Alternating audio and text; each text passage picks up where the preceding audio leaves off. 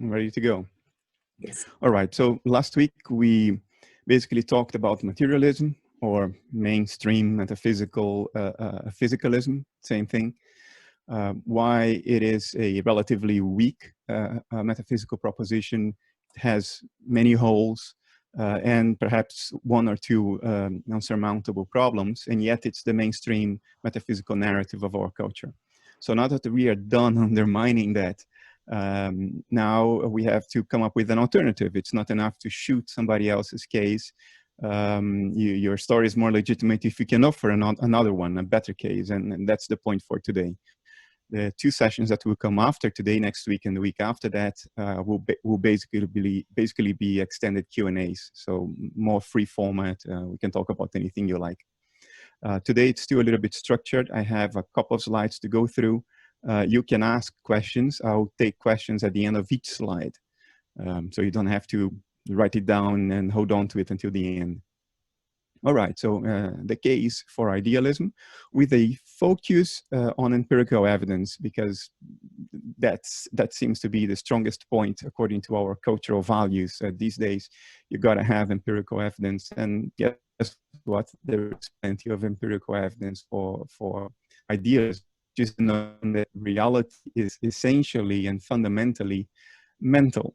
It's not your mind alone, it's not in mind alone, it's just in mind as an ontological ground, as a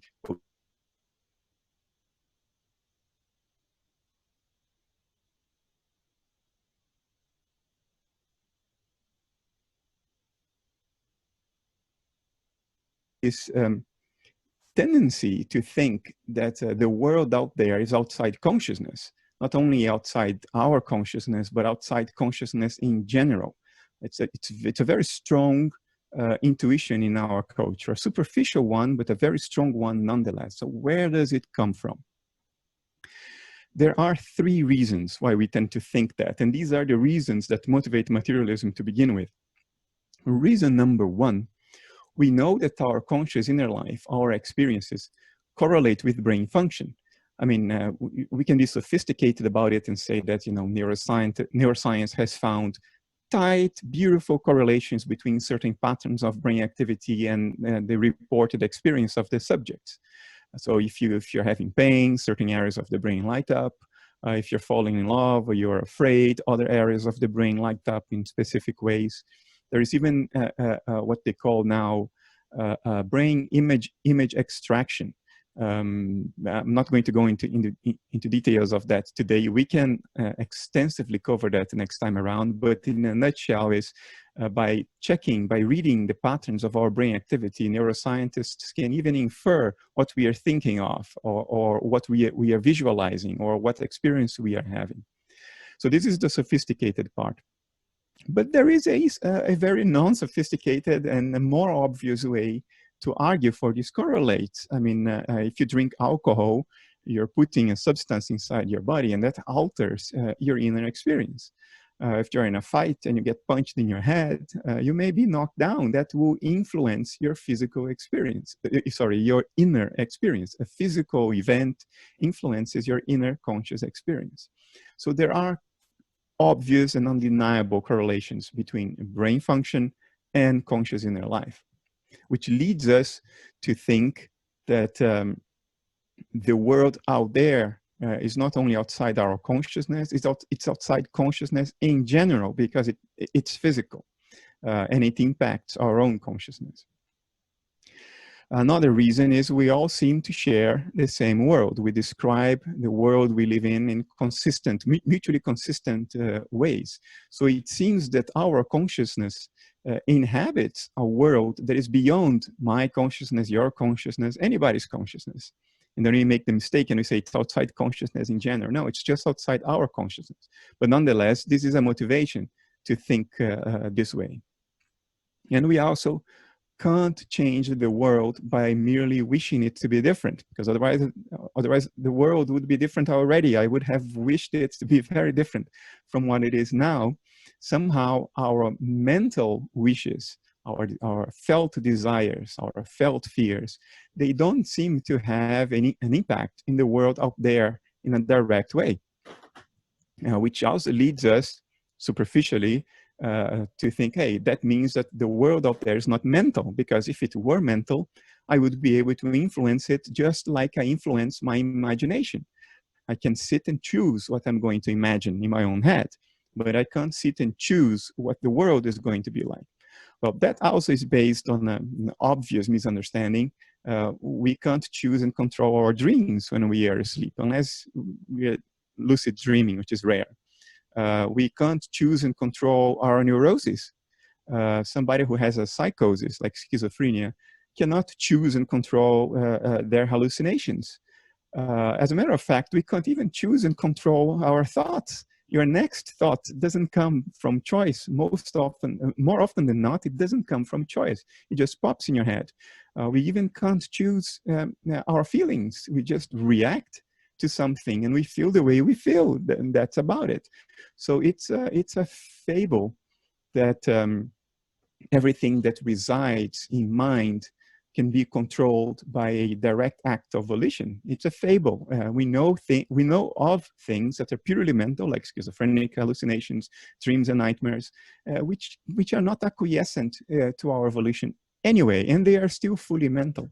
So the same might apply to our shared world. It may be mental, although it's not acquiescent to our volition. But anyway, these are the three reasons we tend to think that the world is outside consciousness as such, not only mine or yours, but consciousness as such. The way to overcome this, which is essentially a prejudice, the way to overcome this prejudice is to start from where physicist Andrei Linde hinted a few years ago. Andrei Linde is famous for the idea of cosmic inflation, which is perhaps the leading cosmogenesis theory in the world today, the leading theory about what happened in the universe at its earliest stages of evolution. He said, and maybe I'll even read it together with you, let us remember that our knowledge of the world begins not with matter, but with perceptions. That's all we have. The world presents itself to us as perception. Matter is a story, and he explains that. He says, I know for sure that my pain and experience exists. My green exists, my green as experienced. That my sweet exists, sweet as an experienced flavor. Everything else is a theory, he says. Later, we find out that our perceptions obey some laws, which can be most conveniently formulated if we assume that there is some underlying reality beyond our perceptions, some shared reality. This model of a material world, so the assumption here is of matter, that matter underlies our perceptions. This model of a material world obeying laws of physics is so successful that soon we forget about our starting point and say that matter is the only reality. He continues on two statements after this. He says, and it may be wrong, this idea about matter being the only reality may be completely wrong. So he's clearly bringing us back to the starting point and revealing where we make unexamined assumptions. Matter is an explanatory model. It's a convenient assumption, convenient for the formulation of physical theory. But that things happen as though they were material doesn't mean that they are material in the way that matter is defined. That is, something that is exhaustively described quantitatively and not qualitatively. So let's stick to this. Let's heed Andrei Linde's advice, and let's continue on with our story.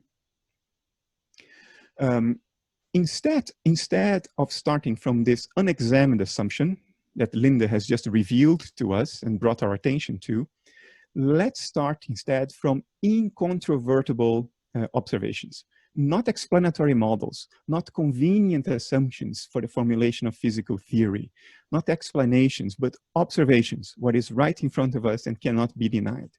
First one is, we know there is experience. That's the starting point of it all. We experience things, and from there we start making theories, but it starts from experience. So there is experience. It's the one given fact of nature, the one given of nature, so to say, the one undeniable thing. And we can immediately conclude from that, because it is a direct implication, that there is an experiencer, because experience only exists for an experiencer, for that which experiences. So there is a subject, there is an experiencer, at least one. Maybe there are more, but there's certainly at least one, and that one is you, as far as you are concerned. Now, whatever else it may be, brain function is a perceptual experience. We talk about brain function because a neuroscientist experiences the output of a scanner, of a brain scanner, because a neurosurgeon experiences the workings of your brain during surgery. So brain activity or brain function, insofar as it can be known, is itself an experience. The experience of the brain surgeon, the experience of the neuroscientist. You experience it from within, they from without, but it is still an experience. It's their observation, their conscious observation of what we call brain function. Another incontrovertible observation, but this one here has a little concession, a linguistic concession. We know that the brain is made of matter. Now, by saying this, I'm not granting the definition of matter of mainstream materialism. I am not granting here that matter is something exhaustively definable in terms of quantities. I'm not saying that it's all that exists. Whatever it is, there is this thing we've come to call matter. I'm not passing judgment on it. Whatever it is, there is this thing we all understand to be called matter. So the brain is made of that. Whatever matter is, the brain is made of matter, right?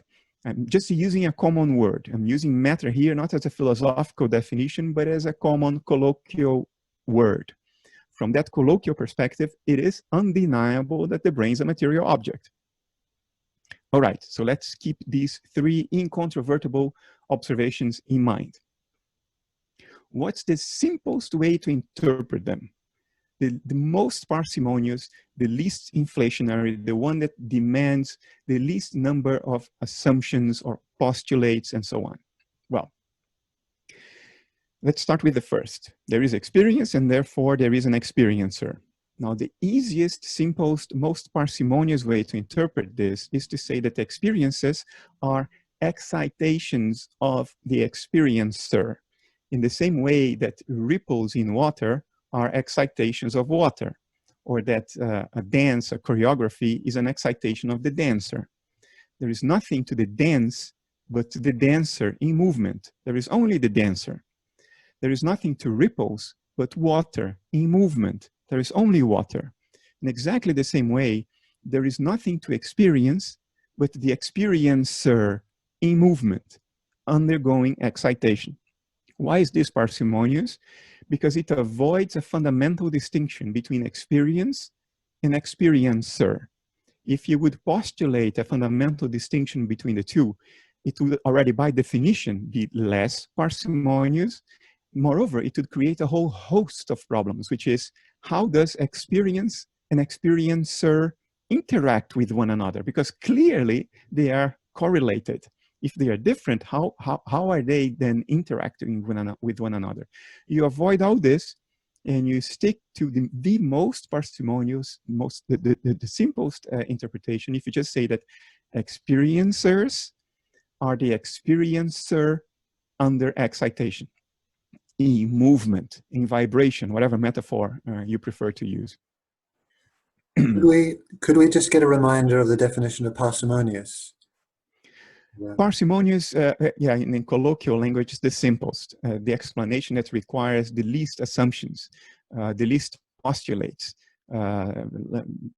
Last week I talked about if you would wake up in the morning and see some footprints in your backyard, and there would be two explanations. One of them would be you're postulating that a would-be burglar tried to break into your house and left some footprints in your backyard. And the other one would be aliens landing on a spaceship on your neighbor's house, stealing your neighbor's shoes, jumping the fence and walking around in your backyard. Well, that requires many more postulates. It requires that there be aliens. It requires that aliens can travel to the Earth. It requires that a spaceship needs to land.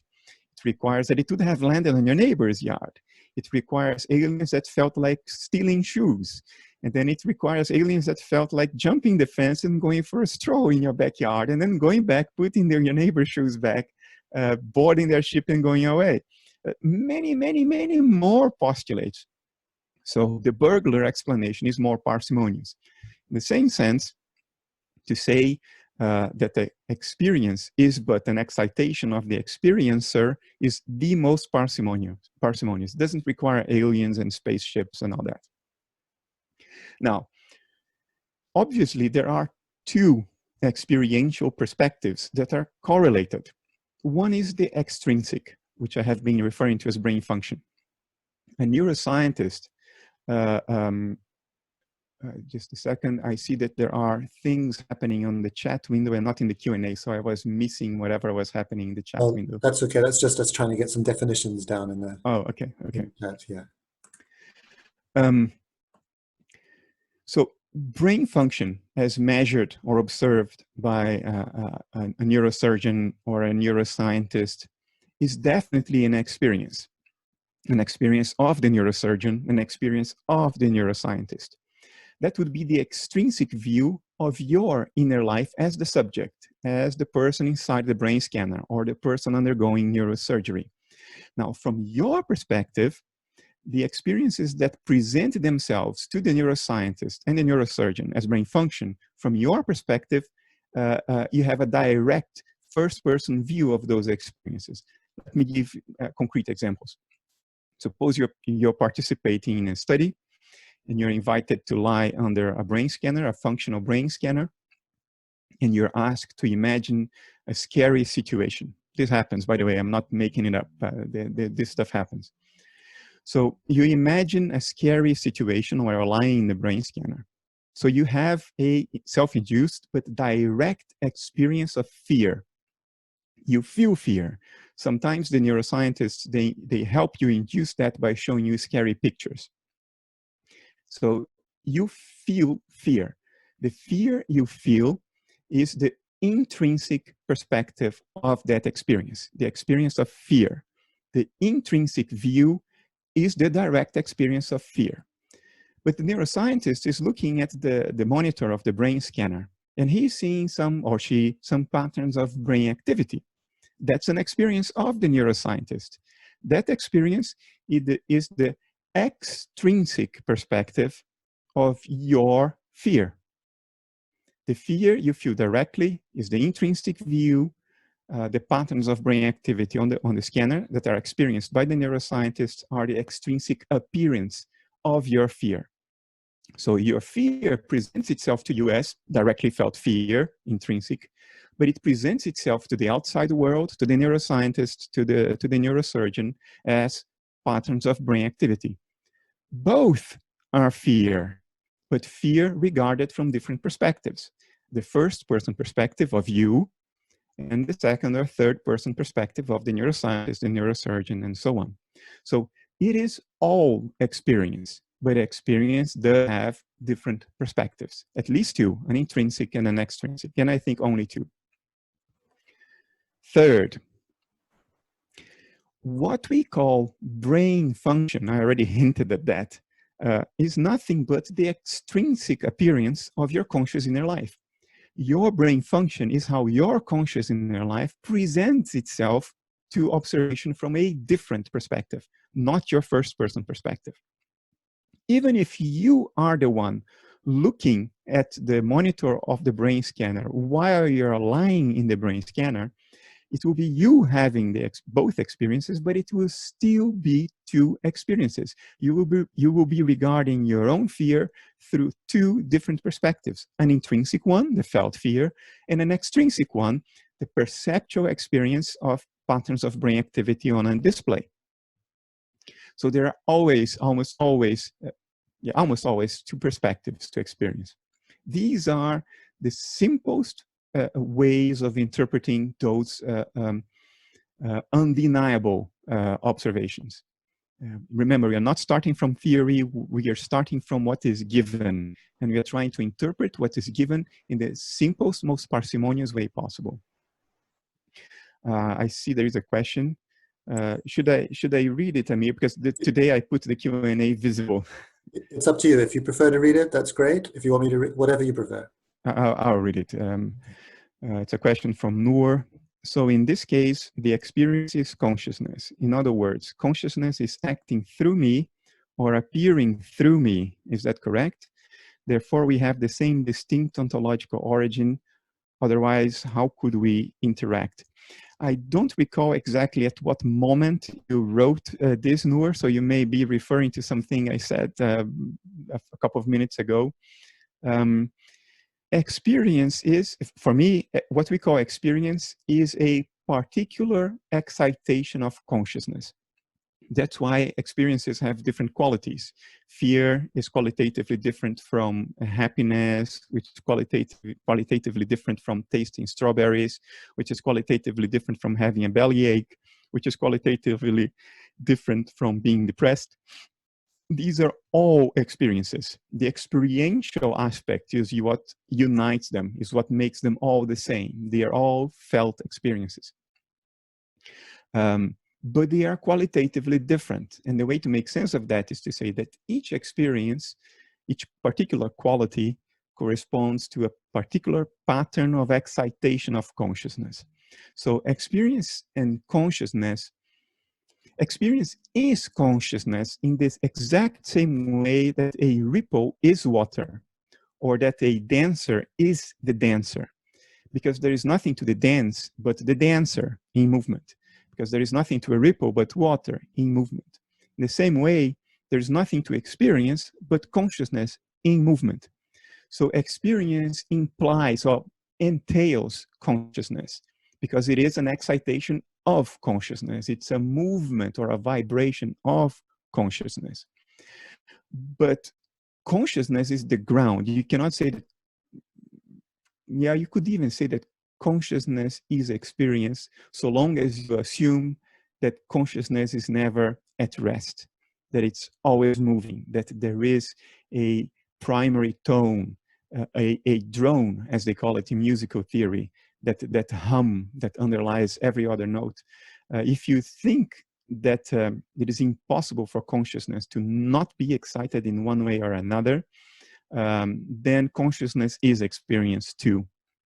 However, if you think that consciousness, theoretically, I know it's practically not possible, but if consciousness, whatever it is, theoretically at least, and in principle, can come to a complete and absolute rest, then there would be consciousness without experience. In the same way that the surface of a lake in absolute rest is water, but is not ripples.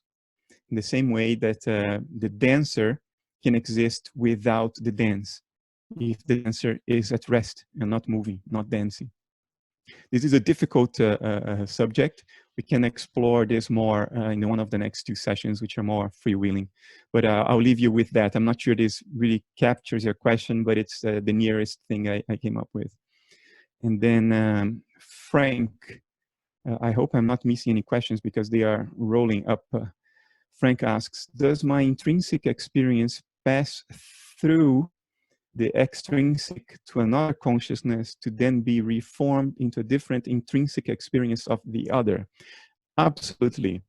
When the neuroscientist is looking at the display of a brain scanner, his perceptual experience from his perspective is intrinsic. He's seeing the display is his inner life. But this intrinsic experience of his corresponds or correlates with an intrinsic experience of yours, you being the subject lying inside the brain scanner. So ultimately, there are only intrinsic views. Every experience is always intrinsic. There's nothing but intrinsic experiences. I talk about extrinsic just as a way to highlight the fact that sometimes an intrinsic experience of subject A is directly and intimately correlated with an intrinsic experience of subject B. And then we can say that from the point of view of A, the intrinsic experiences of subject B present themselves as brain activity, or as the body of a person in distress gesticulating and screaming, or the tears of someone crying. These are all ways in which we sort of convey information about our own inner life to another one. And at that moment, that information becomes the inner life of the other person. The idea of an extrinsic experience serves only the purpose to associate two correlated intrinsic experiences. And it's valid to use this term, extrinsic, because you see, from my perspective, my intrinsic experiences present themselves to you as something extrinsic to me. So even the word extrinsic has a ground on the subject itself, in this case, me. I understand that if you really dig deep into this, it can appear to become fuzzy and confusing. I assure you it's not. And not using this concept of extrinsic appearance is counterproductive. It leads to a lot more difficulty in trying to explain what I'm trying to explain now. It's much more direct for people to grok what I'm putting across if I use this concept of an extrinsic experience. And there is room for it. You just have to interpret it carefully. And you went far enough to see where the weakness was, and your question is a good one. Tom Klim. Does information play a role in the dance of the dancer or the movement of the ripple in the water? I think information is a description. We are able to capture or describe the richness of experience through the concept of information. I don't think information exists in and of itself. It does not exist without that which it describes, namely an experience, in the same way that there is no dance without, well, that I'm overusing this metaphor. Let me think of another metaphor. If we want to quantify how rich an experience is, how many different possible states it can manifest, then we talk about there being more information. And things that have little information have little richness of experience, of corresponding experience, less different states, a lesser amount of different states they can assume. For instance, my home thermostat, well, not anymore, but in the old days, my home thermostat would have only two states. It's either on and the boiler is burning, or it's off. So there is only one bit of information in there because it reflects these two states of the home thermostat. So bringing it to the world of consciousness. If I were a bacteria that had only one sense, only one photoreceptive cell on its membrane, and it only had two states, either it's experiencing light or it's experiencing darkness. That's equivalent to the thermostat. So you would describe the conscious inner life of that little cell with one photoreceptive receptor with one bit of information. Now, your inner life, when you're listening to a Vivaldi sonata and watching firework displays in the night sky, as I have, by the way, when I lived in Switzerland, this happened every year.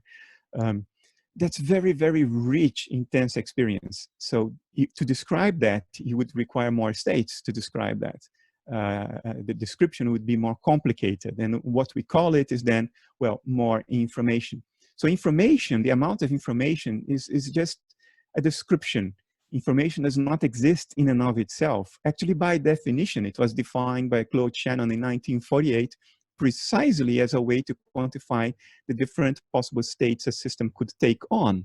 In other words, it didn't exist without the system. It was a way to describe the dynamics of the system. And I'm applying that to experience. It's a way to describe the richness of experience.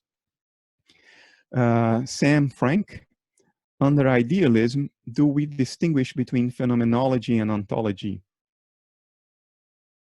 He could say that under idealism, the ontology is the phenomenology. Phenomenology is experience, and under idealism, experience is itself the ground of being. So you could say that these two terms get at least much closer together, with one possible exception, which I already alluded to. If you think or conceive that consciousness can come to a total and complete rest, then there would be consciousness without experience, whatever consciousness is. And then in that case, there would be an ontology, consciousness at rest, without phenomenology, without any particular experience. All right, let's go to the next slide. Get my act together again. Now, I'm going to now make a jump. We've talked about there being only experience, and therefore there is only the experiencer, because an experience is an excitation of the subject of experience. This being the most parsimonious way to interpret the clear observations that we make that do not depend on theory or assumptions. Now I'm going to take a next step, and I'm going to argue that there is only one experiencer and it's universal. And I'm going to argue that this is the most logical and parsimonious interpretation of the given facts of nature. Notice that the brain is made of what we call matter. Forget the definition of matter that makes it complicated. I'm just using the word in a colloquial sense now to appeal to something you're familiar with. Whatever matter is, the brain is made of it by definition. It's a material object made of atoms and force fields and so on. So because of that, now there's an interpretation. All we call matter is an extrinsic appearance of consciousness in our life. Why am I saying that? We know that brain function, brain activity, a brain is the extrinsic appearance of your intrinsic conscious inner life. It's the way your conscious inner life presents itself from to outside observation, to observation from a different perspective other than your own first person perspective. And we know that what we call a brain is a material object. Ergo, the matter of the brain is what your conscious inner life looks like when observed from a second or third person perspective, right? That's all there is to it. It's an implication of how we have been interpreting things so far. The matter of your brain is what your conscious inner life looks like from an outside perspective. But notice that the atoms and force fields that constitute the brain as a material object are the very same atoms and force fields that constitute stars, planets, whole galaxies, and galaxy clusters. It's the same atoms of hydrogen, oxygen, helium, carbon. It's the same thing. It's the same electromagnetic field, strong force, weak force, gravity. It's the same stuff. So if we say that the matter of the brain is the extrinsic appearance of conscious inner life, unless we are prepared to accept a completely arbitrary discontinuity in the way we are looking upon nature, regarding nature, we must grant that the matter that constitutes the universe as a whole is also the extrinsic appearance of conscious inner life, even though not your individual personal conscious inner life. The point here is that what we call matter is the extrinsic appearance of conscious inner life. And that's all there is to it. There is nothing else but it. What we call matter, I will repeat it so it gets through, because I know if you're not used to this, it's difficult to internalize what I'm trying to say. Whether you agree or not, it's difficult to understand what I'm trying to say.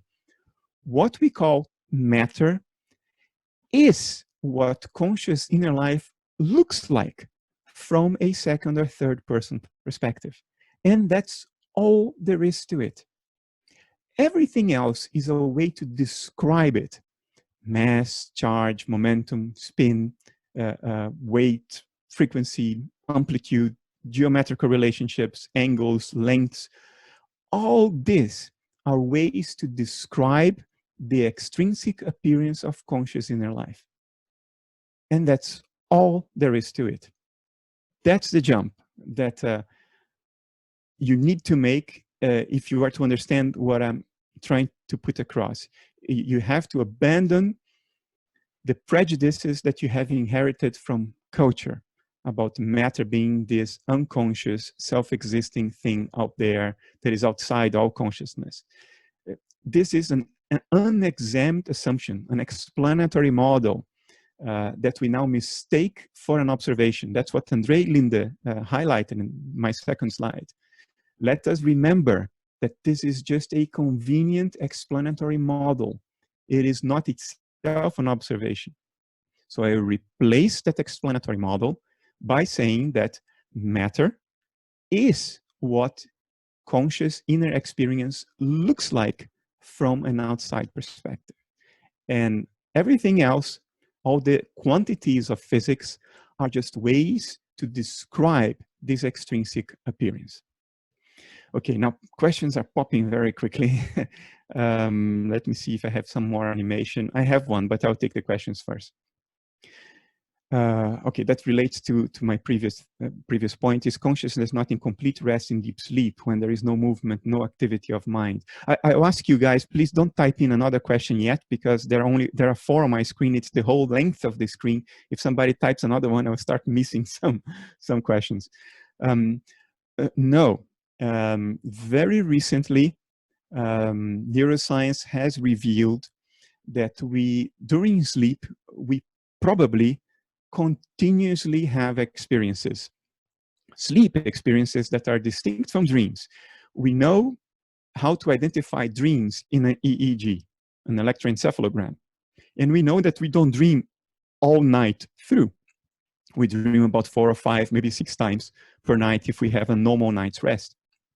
And then, until very recently, we would have concluded that when we are not dreaming during sleep, we are not experiencing anything. It's just a blank, a void, a black hole.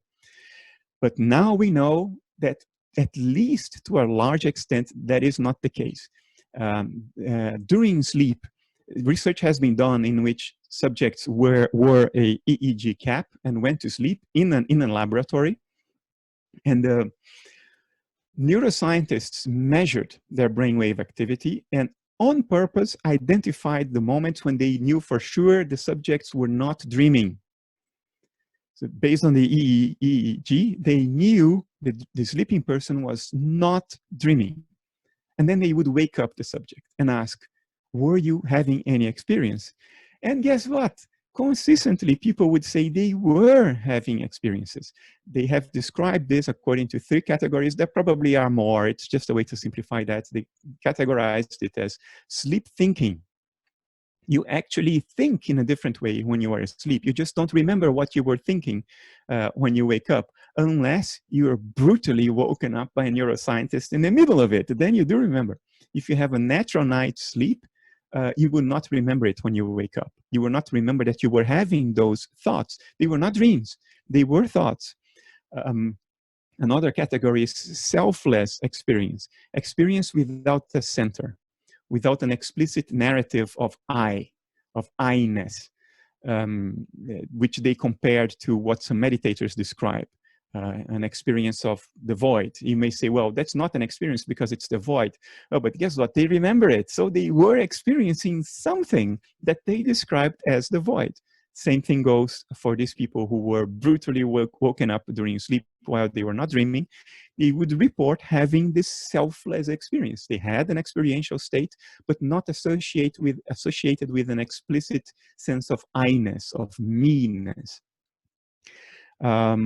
And there was a 3rd category, sleep perception. Even when you're not dreaming, you may be perceiving your environment. You may be hearing sounds, you may be feeling warm or cold. And these are experiences that happen during sleep while you're not dreaming. So the point I'm trying to get to finally answer your question is, we can never say that we are not experiencing things. We can only say that we don't remember having had the experience. When you wake up in the morning and you think, I slept flat for 8 hours and I had no experiences, all that you can be sure of is that you don't remember anything during those 8 hours. You cannot categorically say that you were not having an experience, because there is no difference between not having the experience or having the experience and not remembering it. They would present themselves, these 2 instances, these 2 cases, in exactly the same way.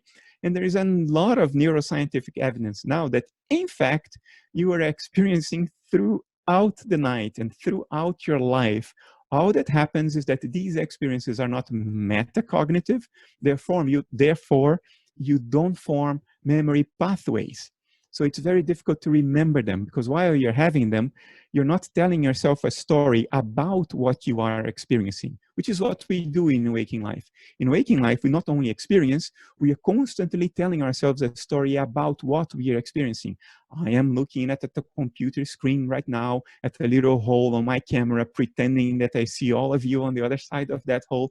There is a whole narrative in my mind. I'm sitting in my study. There is a ventilator up behind me because I'm feeling warm. Because of that narrative, I can recall all this later on. It's the narrative that helps me form the memory pathways. During sleep, your metacognition almost disappears, but not your experiencing. Because you don't tell yourself a narrative about what you're experiencing during sleep, you don't recall it afterwards. It's a very long answer. I will leave it at that. There are two more questions. So does my TV or cable have an inner life? I would say no, your TV or your cable TV do not have a conscious inner life of their own. But I will get to this later. Yet your TV and your cable, they only exist in consciousness. I'll get to the difference soon. Martin, what is then Earth, Moon, Sun, black hole from the position outside universal consciousness? Or from inside universal consciousness? This is a good question. Martin already realized that what I'm saying implies that the Earth, the Moon, the black hole, these are all extrinsic appearances of some inner experience. So he's asking, what is that inner experience of the universe that presents itself to me as the moon, the sun, a black hole? I don't think that we can answer that. To know that, we have to die first, cease to be ourselves, and become reintegrated with a mind at large, and then we would know. We can make some guesses. The world's traditions provide some tantalizing hints about what our ancestors have intuited these things to be. I could go on a 1 hour long tear about this, so I have to police myself. What I'm saying implies that the physical world is symbolic. It doesn't exist in and of itself. It's just how something else, conscious inner life, presents itself to us. Everything that we call matter, that we call physicality, is a symbol. It's a representation of something else that can only be known from within. And we are not within it. So all we can know of it is the physical world, because that's how that inner life presents itself to us. But people have had intuitions. Dante, talk about the European tradition. Dante, in his main work, talked about the sun as the image of outpouring love. So for him, a light-emitting star was the extrinsic appearance of a outpouring of love as felt from within. That's one hint in the Western tradition. I think I'll stop at this, because otherwise, I mean, I wrote more than one book about this. So I'll leave it at that. And then you can ask, well, what is a thunderstorm a symbol of? What corresponds to the thunderstorm from a first-person perspective? What about the black hole? No, this is rich ground. And to be honest with you, this is one of the most interesting things for me in my own life. The fight I'm fighting right now, trying to articulate idealism and get it to become mainstream, I'm doing it because that's the best way I have to be useful. But for me, it's boring. I do not need extra convincing about the correctness of idealism, or at least about idealism being the closest to truth we have come up with so far in our history. So to talk about this and convince other people of it it's not something I do for myself. I don't need to reassure myself by convincing anybody else. I feel very serene in my convictions in this regard. I'm not close-minded. I just have a strong conviction, because this conclusion has come out of 30 years of meditation and investigation, hard thinking, and so it's a very stable conclusion for me. What is interesting for me is what comes next. Once you accept idealism, and then you have to bite the implications, bite the bullet of the implications. What does it mean then, if everything is the appearance of some conscious inner life? What is this world I'm living in? That is rich ground, and it's probably the best way of living a very, very meaningful and satisfying life, because everything acquires meaning. Nothing is more just that. Nothing is just what it seems to be. Everything becomes a symbol. Life becomes a symbolic book to be read and interpreted. The whole world around you is not the ultimate reality. It is pointing at something else. It's providing hints at of something else. And life becomes, like a Sherlock Holmes adventure, which may be the point of it all, actually. I'll leave it at that, because I could also go on a tear here and talk hours about this. Tom Klim, it's almost as if matter is a shadow image of the mental interior reality. I wouldn't call it a shadow. I don't attribute any negative connotation to it. It's just the way things are. We've made it negative, but that's just an artifact of our particular cultural development. I think matter is wonderful. It's wondrous, even. Next one, Josh. Does this entail that the unconscious is a mislabeled concept? Absolutely. I don't think there is anything like a phenomenal unconscious. Actually, even the originators of this term, at least one of them, Carl Jung, didn't mean by it that you were not that the unconscious was not phenomenally conscious. He's very clear in his corpus about it. He talks about the unconscious having experiences. And if it has experiences, then it's not phenomenally unconscious.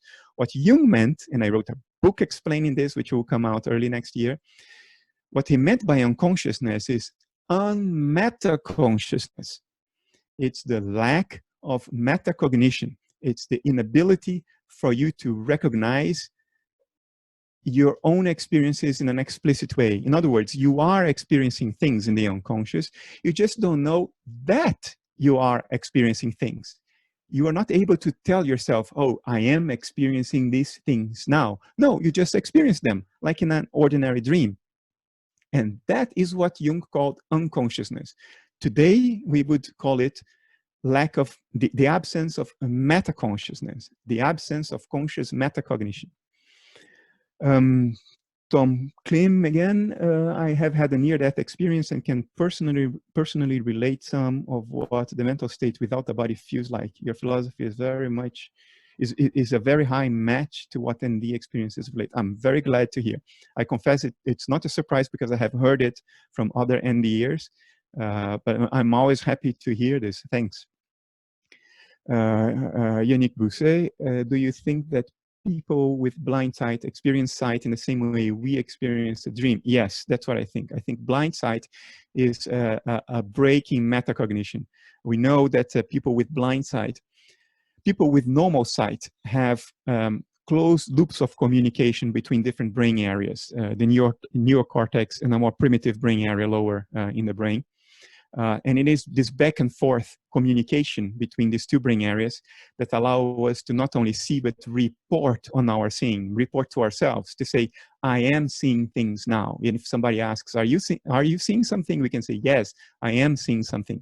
It is that communication that enables that. And people with blind sight don't have one leg of that communication. There is no back and forth anymore.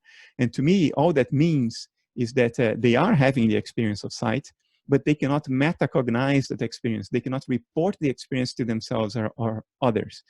They report that they can't see, but in fact they can see, and that's why they react as if they could see, because that's what people with blind sights do. They react perfectly normally. If there is an object coming at them from the side of the eye that they are supposed to have blind sight on, or coming at them and they are blindsided on both eyes, they will not report that they can see the object, but they will move out of their way, okay? So something is happening there. His question continues on. I'm possible.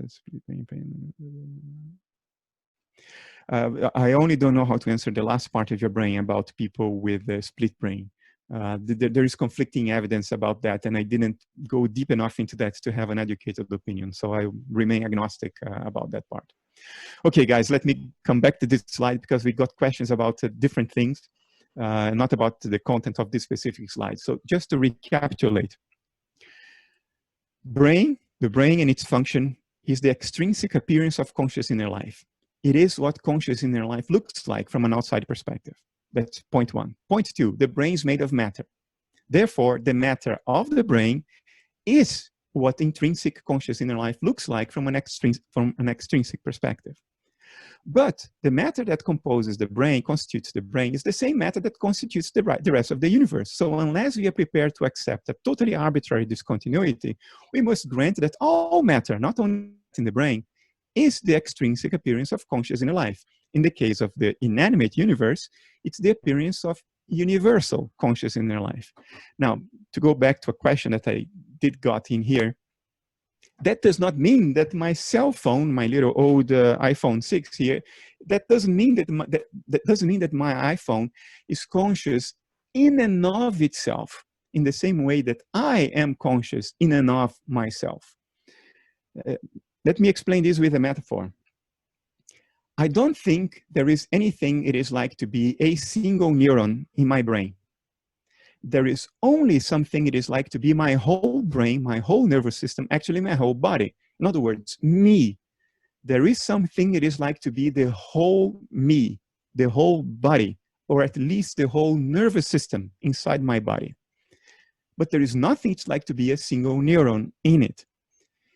I think in exactly the same way, there is something it is like to be the inanimate, non-living universe as a whole. The whole inanimate universe has a conscious inner life of its own. But that doesn't mean that a cell phone or a particular moon or a star have consciousness in and of themselves, in the same way that a single neuron in my head doesn't seem to have a consciousness in and of itself. At least I don't have access to it. I don't experience lots of little conscious inner lives. I experience one whole conscious inner life, which presents itself to you as my body, as my nervous system. Now, I'll go one step further and say, there are no such things as tables, chairs, mobile phones, or any individual material object in and of itself. The division of the inanimate world into separate objects is merely nominal. It's something we do for convenience. There are no metaphysical grounds to look upon this phone as separate from the rest of the inanimate universe. Think of it as, take a picture. If you look at a picture, and then you see some pixels are more reddish than other pixels, and you say, well, those reddish pixels are an object. But they correspond to no visible object in the picture. It's just an arbitrary delineation you made based on that criterion of choosing more reddish pixels. Or to give you an example, another maybe better example, looking around me to see if there is an example right above me. I don't know whether you see the wood here. If you look at a piece of wood, you see these little grains and these little veins. Now, these grains and veins, you don't look upon them as separate objects. They're just part of the wood. They are part of the image. They are part of what wood looks like. They don't exist in and of themselves. Only the wood does. What I'm trying to tell you is that not even the wood does. The wood itself is just a little grain, a little vein, an arbitrary delineation of a subset of a much bigger image. And that image is the inanimate universe as a whole. I mean, where does the river end and the ocean begin? If you have a rock mountain and a little rock after a storm detaches from that mountain and bouncing down the slope, did that rock become a separate object? Fundamentally separate from the mountain? does the mere separation make it, the mere physical detachment, make it a fundamentally separate object? And if so, once it comes to rest at the bottom of the same rocky mountain and still in touch with the rest of the rocks, does it become again part of the mountain and not anymore a separate object? You see, the boundaries between objects are completely arbitrary. They are made on the basis of convenience. Even artificial objects like cars, if you say, well, I can define a car in terms of its function. Whatever I need to operate a car for the car to function is part of the car, and what's not needed is not part of the car. That would be that would seem to be a reasonable way to delineate the boundary of objects in a non-arbitrary way, in a functional way. But it is arbitrary ultimately, because the car will not work without the road that the tires of the car grab in order to produce movement. The car would not work without the atmospheric air that enables combustion inside the engine, or that cools the car and prevents it from blowing and stop working. The car would not work without the gasoline that came from deep under the bowels of the earth. The car would not work without gravity, because without gravity, it wouldn't be pressed against the road, and therefore the tires wouldn't grip the road. So if you think carefully about it, there are no objects. We divide the world into separate inanimate objects merely for convenience. If I want to go and buy a car, I need to be able to refer to that subset of the inanimate world, because that's what I'm interested in. So the partition of the inanimate world into separate objects is completely nominal. And for that reason, too, there's nothing it's like to be a car. There is nothing it's like to be a mobile phone, because there are no cars, there are no mobile phones. There is only the inanimate universe as a whole. And then there is something it is like to be the inanimate universe as a whole. I think the only exception to this is life. Life is the extrinsic appearance of dissociation in universal mind, in universal consciousness. And that's the only objective criterion of delineation, of separation. I'll get to that in a couple of slides. I'm getting more questions. But let me just finish this slide. The clincher for this slide was this.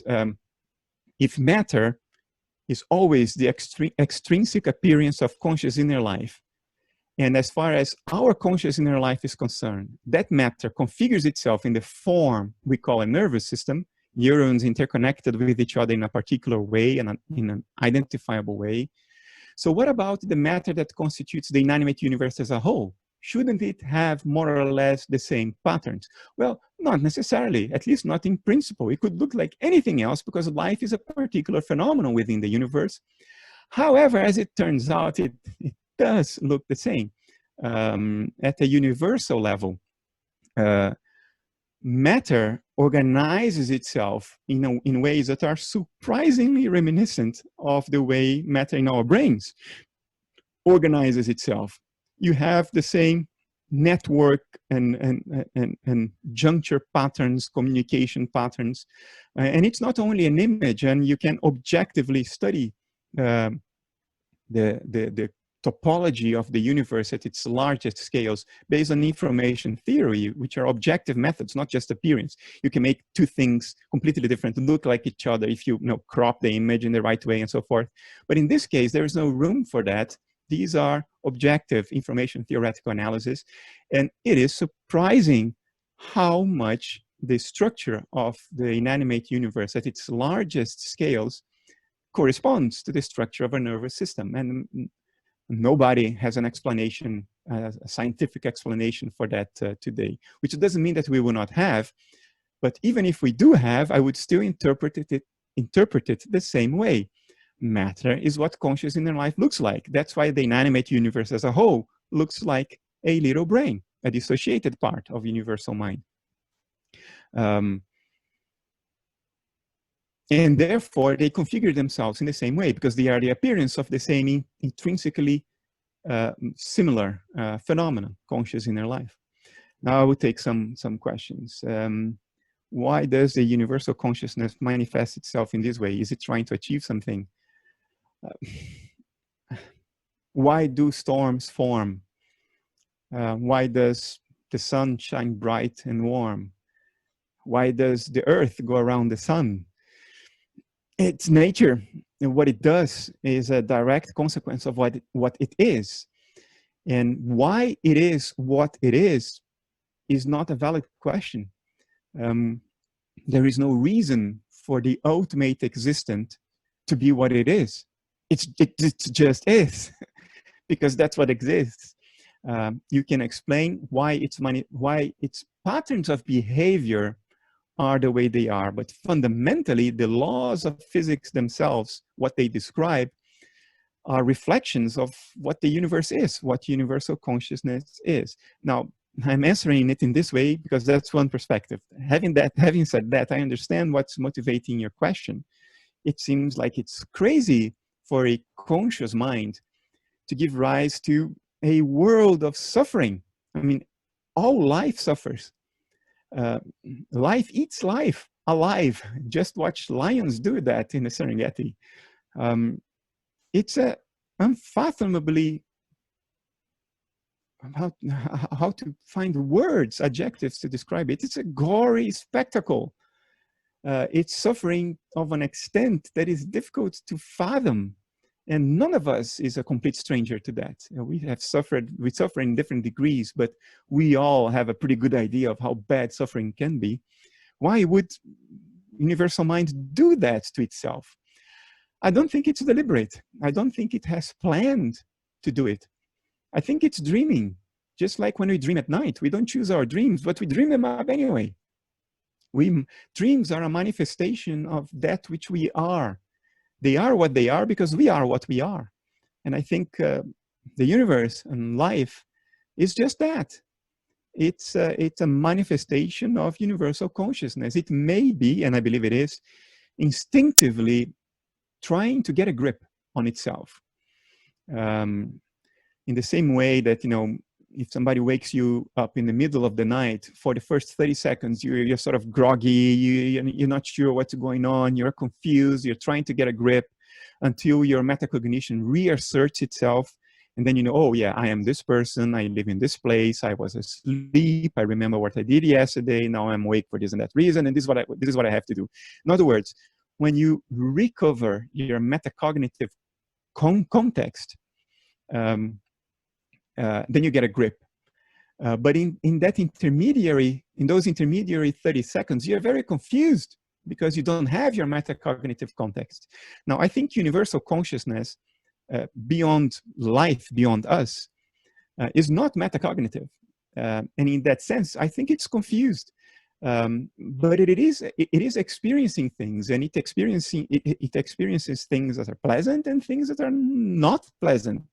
Or, you know, it's comfortable sometimes and uncomfortable other times, or an unfathomable combination of the two that is way beyond our ability to even conceive. But we can imagine that it's experiencing all polarities in the same way we do, pleasure and pain, delight and suffering. But it's instinctive, so it's confused in that process. It's trying to get a grip, just like you try to get a grip when somebody suddenly wakes you up in the middle of the night. You go like, oh, wait, what's going on? What am I doing? I think it's doing that. And the result is this, is what's happening right now.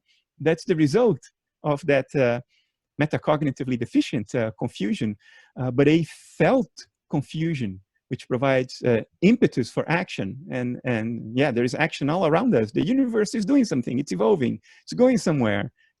Apparently trying something, even if it's not deliberate and planned out. Another question: could we say that the universe is an extrinsic appearance of God's conscious inner life or God's mind, provided that we accept the notion of God, of course? Yes, I think we could say that. Actually, I can quote Nisargadatta Maharaj, an Indian sage from the 20th century. He wrote, well, he said it, somebody wrote it for him. He said, to see the world is to see God. There is no seeing God apart from the world. To see God beyond the world is to be God. And I think I quoted it correctly, word for word. Because it's a quote that in very few words, completely and accurately encapsulates what I've been trying to tell you for the past hour. The physical world, the inanimate universe, is the appearance of God's inner life, if you accept the concept of God. I am very careful about it because I never know what people will interpret, how people will interpret this word, what they will think I'm saying. So I try to avoid the word and stick to more neutral terms, but I'll go along with you there. If the inanimate universe is how God's inner life presents itself to me, then to see the world is to see God. There is no seeing God apart from the world, except that you have God's first person perspective, that which the physical world is an image of. How does it feel to have God's first person perspective? Well, to see God apart from the world is to be God. In other words, you need to be it in order to have the intrinsic point of view as opposed to the extrinsic appearance. Next one from Simon. So is universal consciousness like a dream experience? The whole of the dream material world appears while I sleep and is made of my mind. Is this similar in the way consciousness works? Universal consciousness. I'm not sure it's very similar, and the reason is this.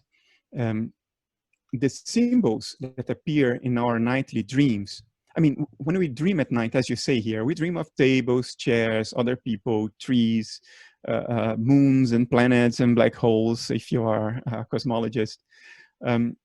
And these are things that we've become first acquainted with in waking life.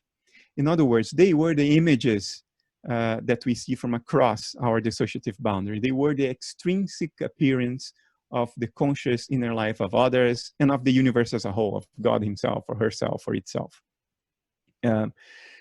So we take that learning first, and then we sort of recombine those symbols in our dreaming mind at night. However, I'll continue to use the word God. No, universal consciousness is the word you use. Universal consciousness is not us. By definition, it is that part of universal mind that is not me, is not you, is not a living being. So it didn't have that learning. It didn't experience the material world you and I experience, because the material world is its extrinsic appearance. It's not available, that appearance is not available to itself. In the same way that the patterns of your brain activity are not available to you, they're only available to the neuroscientist that's using a machine. We can see our bodies with a mirror, but since universal consciousness is all there is, it doesn't have a mirror outside itself. So it cannot experience itself from an outside perspective, except through us. And we are who we are. So we have those dreams. I don't think universal consciousness has dreams of stars and waterfalls and trees, because this symbology was not available to it. It's extrinsic symbology. All it has is its intrinsic perspective, is its feelings, is its abstract thoughts, its emotions, its sense of comfort or discomfort, endogenous experiences. And then might it dream in terms of that? Surely, I think the inanimate universe is the extrinsic appearance of that dream. But it's not a dream of moons, planets, black holes, waterfalls, and other people. It's a dream that we cannot fathom. As a matter of fact, the closest thing to what we call moons and waterfalls and you know, this physical thing, the closest thing to it from the perspective, the first person perspective of the remainder of universal consciousness or mind at large, would be what our conscious inner life looks like from its perspective. And its perspective is not your perspective. You also have an external perspective into my inner life, and you see a physical body. But the perspective of universal consciousness is not quite like yours, because it's surrounding me and you and all the other living beings. It doesn't have this perspective that you and I have, a view from a particular angle. It has a unifying, holistic view. And the way all of our conscious inner lives of all living beings would present themselves as a unified whole to universal consciousness would be the closest analogy to it, to what we experience as the physical universe. But I don't think it's fathomable. We can conceive of it conceptually, but we cannot fathom what it must feel like. To fathom it, you have to experience it. And to experience it, as Nisargadatta said, you have to be God. Then you will be God again when you die, when the dissociation ends. Or perhaps not. Perhaps you fall back into some other intermediary level of dissociation. I don't know. Alexandra Villas-Boas. Okay, but then now I have got to ask, objects can come to existence for us because we are part of one same species. But how does AI start to recognize, or in other words, bring matter to existence in the same way if AI is also symbolic reality? Your question is the answer. AI doesn't, AI doesn't do that. AI doesn't have a conscious inner life in and of itself. What we call an AI, just like a mobile phone or a waterfall or a moon, is a arbitrary delineation of a holistic image that we call the inanimate universe as a whole. There is no such a thing as an AI conscious in and of itself. An AI is a tool. It is intelligent because intelligence is an objective property. You can measure it. It's about clever data processing. But that data processing in and of itself is not accompanied by private inner life the way the data processing in my brain and in your brain is. So I don't think an AI brings the physical world into existence the same way we do by virtue of being dissociated alters of universal consciousness. I'm going to talk about that soon. Matthew, I wouldn't want to play a computer game that was too easy. It wouldn't be satisfying. Do you feel this offers us an insight into suffering? I don't know. I don't feel that that's the case because what you're suggesting here is that suffering is premeditated. That there is a plan. God has decided to put himself through it, through us, which resonates with the Christian mythology. And from that perspective, I don't dismiss it. I think mythologies that have conquered the hearts and minds of 2 billion people are not dismissible. They're resonating with something very deep, very intrinsic within us. So the idea of God incarnating in the form of Jesus premeditatedly, in a premeditated way, may have something to it. But my personal feeling is that suffering is not premeditated. It didn't come out of a plan to say, well, I'm bored, so let's suffer now to bring some color to life. I don't think that. I think suffering can reach extremes that are unknown to me and you or anybody that has the resources to be taking part in this event. It can reach depths of agony that no deliberate conscious being would choose to put itself through. That's my own intuition. So I think suffering arises from confusion, not from boredom. But that's my own view. I don't dismiss the view you are representing here. Frank, can we get your definition of metacognition within the framework of idealism? Metacognition is the recognition of your own experiential state. In other words, when you not only experience something, but you know that you're experiencing it. This knowledge that you are experiencing something comes in addition to the original experience. It comes on top of it. So the original experience is merely a phenomenal state, and a metacognitive state is also a phenomenal one, but a phenomenal one that points at another phenomenal state. It's the conscious knowledge of a lower level experience. So that's how I could describe it. I don't have the freedom to define it under idealism because there is a proper definition of metacognition that I'm just using. I can interpret it under idealism, and that's what I just did. Another Frank, Sam Frank, do you attribute consciousness to plants, animals, and babies? Yes, I think every living being, and by that I mean a metabolizing organism, has a conscious in life of its own, in the same way that you and I have a private conscious inner life of our own. Maybe the conscious inner life of plants is very simple, but I do think they have a conscious inner life of their own, dissociated from the inanimate universe. I think all life has. I think metabolism, biology, is what dissociated conscious inner life looks like. It's how it presents itself to outside observation. That's what life is, in my view. All right, let's continue. So we have seen that there are two perspectives of experience. They're both experiential, but one is intrinsic, and the other one is also ultimately intrinsic, but it correlates with an intrinsic view. So I will call it the extrinsic appearance of an inner experience. Why are there these two perspectives? If all that's going on are the excitations or patterns of vibration of one universal consciousness, why are there two perspectives? When I am dreaming, there doesn't seem to be two perspectives. The people I dream of don't have a perspective of their own. They're just symbols arising in my own dream. Now, I know some of you would say, well, maybe the beings that appear in our dreams do have a conscious inner life of their own. Maybe, perhaps. But I don't see very compelling reasons to grant that. And even if there are, surely many, if not all, at least many of the living beings we experience in our dreams are only that. They consist of nothing more than what we experience. They are merely hollow images that our mind creates for itself.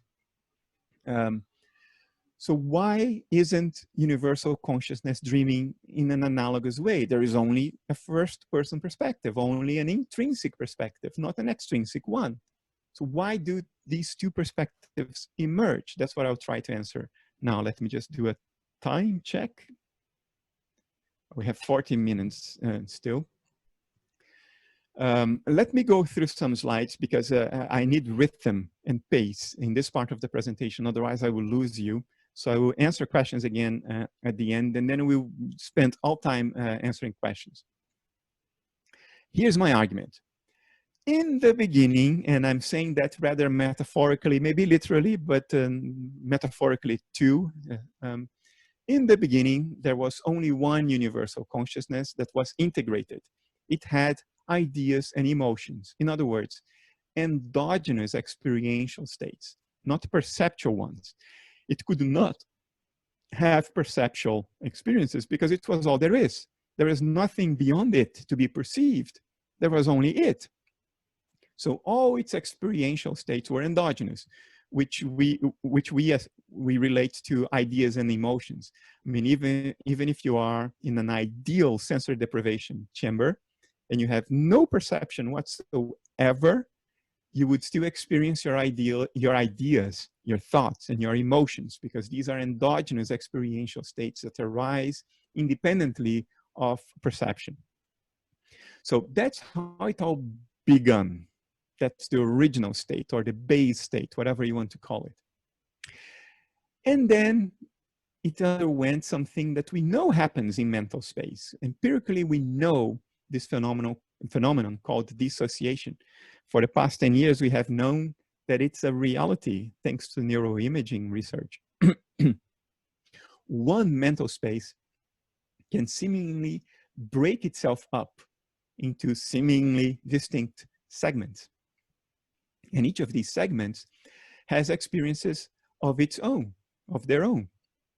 A person with dissociative identity disorder can have multiple disjoint personalities or centers of experience, and each has its own memories, proclivities, desires, fears, preferences that are not associated with the inner life of the others. So we know dissociation happens, whatever it is, we know it happens in mental space. So I'm taking that hint and saying, well, universal consciousness itself at the cosmic level underwent dissociation. And dissociation entails the formation of a boundary that you see here, an inner boundary within universal consciousness. And within that boundary, there are experiential states, like ideas and emotions, that are dissociated from the outside ideas and emotions. They do not evoke each other. They're all experienced simultaneously, but there are no associative bridges between them. Now, the moment this happens and you create this boundary, the phenomenal states or the experiential states outside the boundary can impinge on the boundary. And we can all relate to what I mean here. Imagine weak, non-pathological forms of dissociation that we all experience. I will give you an example that has been very significant for me in my life. You may relate to that more or less depending on whether you recognize it. I have for well over 2 decades now worked in the cutthroat world of high-tech corporate strategy. And I have also underwent, how to say, pungent experiences in life, which I had to bear while I carried out my work. I've been through a divorce. I've been through very bad phases in life. I have thought even of ending my life a couple of times because of an excruciating health condition that is not fatal, but turns your life into a living hell. And if you're curious, I'll tell you what it is. I have a rare, very, very strong form of tinnitus, ringing in the ear. I've made peace with it now. I have had 2 very bad bouts of tinnitus because of acoustic accidents. One of them was because of an acoustic accident. The other one was because of an ear infection. And it was very hard. Divorce was very hard. So we all go through these very hard things in our lives, and yet we have to wake up in the morning and go to work. In the cutthroat world of high-tech corporate strategy, which demands absolute focus. So what happened was that I've compartmentalized this. I've set those feelings, that suffering aside. I've compartmentalized them so I could carry on during my day. And that is a form of dissociation. Compartmentalization is the name we give to a largely voluntary form of dissociation. We welcome that form of dissociation. And from the point of view of the executive ego, we stop feeling the suffering. We stop feeling that which is afflicting us. Another part of us does feel it. A dissociated part of us keeps on feeling it. And you know that after the fact. At the end of the day, you come back home and you allow the dissociative boundaries to dissolve and you realize, I was going to say a bad word in English, but this is being recorded. I almost said it in German as an alternative, but I figured some of you will understand that anyway. And we realize that you've been suffering all day, although you've compartmentalized that. But during the day, the executive ego doesn't feel the suffering. Another part of you does. And that other part of you, and finally I come to the point, that other part of you impinges on the executive ego. And you think you've compartmentalized it well, but you didn't. It's still impinging on you. It's setting the tone for your thoughts. If you have dissociated suffering, your thoughts acquire a negative tone. You become pessimistic. It sets the tone of your impetus, what you feel like doing. In my case, I feel like finishing my tasks as soon as possible. At least that's how I felt, because of that dissociated suffering in the background.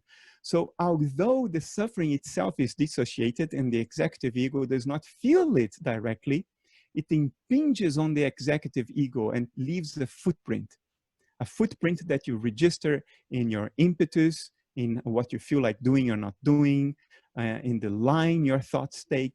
It's a negative line or a positive line. So there is impingement. And that's what I mean by these little orange arrows here. Dissociation eliminates the associative bridges you have to experiences that are now compartmentalized away, but those dissociated experiences still impinge on you. Now, and that's the key point. This is the most important part of the day, perhaps. What I argue is that evolution has constructed us in such a way that the impingement of those exterior, dissociated, transpersonal experiential states on us is experienced by us as perception. What we see, what we hear, what we taste, what we feel with our skin, what we smell, is the impingement of external experiential states on our dissociative boundary. And what our dissociative boundary looks like is the skin of our body, our eyes, our ears, our sense organs, which are all on the surface of that which we consider to be ourselves, on the surface of our body. They are what our dissociative boundary looks like in perception. And perception is essentially the impingement of dissociated transpersonal experiential states on that dissociative boundary.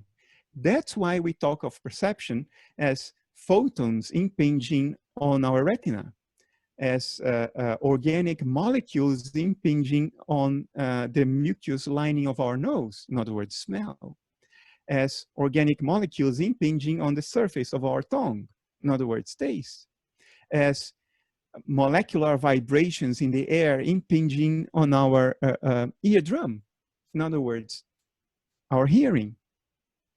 So perception is the impingement of transpersonal experiential states on our dissociative boundary. And our dissociative boundary appears in perception as our skin and other sense organs. You see how it all comes together. It all ties together. If you ignore for the moment what you see, what you hear, ignore the physical world, and you think only conceptually, perception is the impingement of transpersonal experiential states on the boundary of our altar. Now, if you allow yourself to think in terms of that perception, then perception is the impingement of molecules, air vibrations, and photons on the surface of our body, particularly our skin and sense organs. I'm saying the same thing in two different ways. One, a conceptual one, the other one, a perceptual one.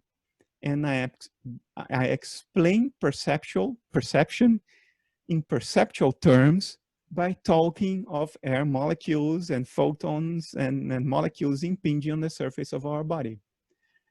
But in and of itself, its inner nature, what it actually is, perception is the impingement of transpersonal experiential states onto our dissociative boundary. If you internalize this, if you grok this and you internalize this, you are there. You will have seen through the veil of materialism, through the confusion of materialism. The confusion of materialism is to take the symbology on the screen of perception, the way that impingement presents itself to us, because nature has favored the evolution of our sense organs. So you would acquire information about the outside world and stand a better chance to survive and reproduce. Materialism confuses that appearance with the thing in itself. The thing in itself are transpersonal experiential states beyond our dissociative boundary, impinging on our dissociative boundary. That's the thing in itself. And the thing in itself presents itself on the screen of perception as molecules, air vibrations, and photons impinging on the surface of our body. It's two different ways of talking about the same thing. Now, let me continue while I am on a roll here. What we call a body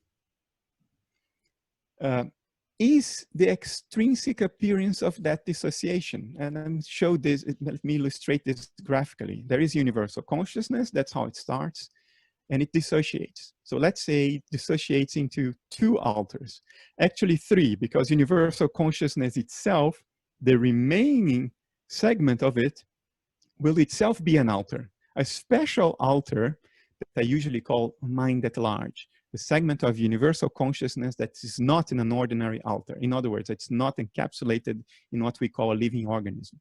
But strictly speaking, that is also an alter. But having made this disclaimer, there are two ordinary alters, 1 and 2, two living beings. Now we've seen, let me accelerate this. We've seen that there is impingement, from the transpersonal states in universal consciousness onto the boundary of an alter. And that looks like the physical world out there. We've seen that. But this impingement works the other way around as well, of course. The dissociated inner experiential states of alter 2 also impinge on the boundary from within the boundary. And that is also registered by the transpersonal experiential states of mind at large in here, which then impinge on the boundary of alter 1, and alter 1 will register that series of 2 impingements from alter 2 to universal consciousness or mind at large, and from mind at large into alter 1, it will register this series of 2 impingements as what we call the physical body of alter 2. Alter 2, through impingement from inside to outside, leaves an imprint on universal consciousness. And that imprint impinges on alter 1, which then registers that second impingement as the image we call another living being. So when I'm talking to you and I see your body, what I am seeing is the extrinsic appearance, the symbol, the image of your inner life impinging on our common shared environment, which in turn impinges on my inner life. And the result of that is my seeing your physical living body, and the other way around as well. Again, if you understand this, you will see through the mistakes of materialism. You see where materialism makes wrong assumptions that lead to these insoluble problems, like the hard problem of consciousness, or the combination problem of panpsychism, and so on and so forth. If you understand this, you understand that all matter is what experiential states look like from across one or more dissociative boundaries. And that's all there is to it. There is nothing more to it. What we call matter is what experiential states look like from across one or more dissociative boundaries. End of story. Everything else is a way to describe that image. Matter, charge, mass, charge, momentum, spin, amplitude, frequency, geometrical relationships. All these quantities are ways to describe what matter is. And what matter is the appearance of experiential states, conscious inner life, from across at least one dissociative boundary. The inanimate matter of the universe is the appearance of God's inner life. In other words, the appearance of God's experiential states from across one dissociative boundary, namely my dissociative boundary, which presents itself to my perception as my body, my eyes, my ears, my skin, and so forth, that boundary.